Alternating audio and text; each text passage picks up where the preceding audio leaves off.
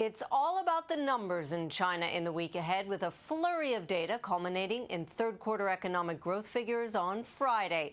Analysts are expecting a tick up in China's growth in the June through September period, keeping within range of the government's 7.5% growth target for the year. A recent run of positive data shows a reversal of fortunes from the start of 2013, when sentiment was sagging.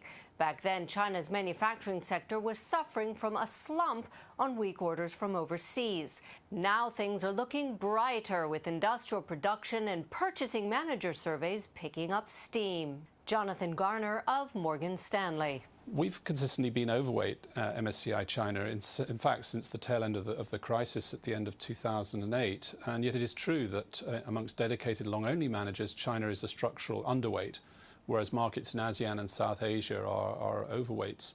And I do think when we look at that, we've seen an enormous reversal in performance relative in the last couple of years.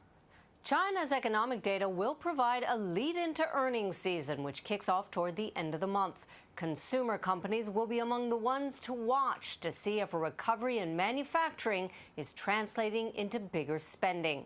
U.S. fast food giant Yum! Brands on Thursday spooked some investors after it reported slowing China growth. Some analysts took that as confirmation that middle-income diners are cutting back due to austerity measures.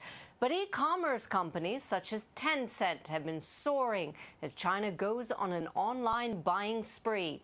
Tencent has been the top performer on Hong Kong's Hang Seng Index this year, with revenues tracking continuously higher.